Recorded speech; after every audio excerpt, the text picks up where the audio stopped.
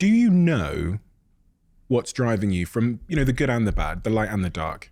I'm more specifically interested to start with the dark. Do you ever have conversations with yourself about when I say dark, it's a subjective term, but the dark side that's driving you? Absolutely. Yeah, chronically, of course. I think anybody that believes that they're driven by a pure love and positive reinforcement is usually confused. I think that there was a study done that looked at the 3 most common traits of highly successful people, hyper successful people. We're talking top level CEOs.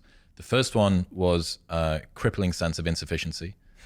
The second one was a superiority complex. And the third one was an ability to have maniacal focus. So what you have, and it's this Peterson story, which you may be familiar with, they starve rats and put them into a tube. They attach a spring to the tail of the rat so that they can tell how much force they're pulling with. And that gives a proxy for desire, right? That's how much they want it. They waft the smell of cheese in from the front and the rat pulls toward the cheese. And you think, these rats are starving. They're going to be pulling very hard.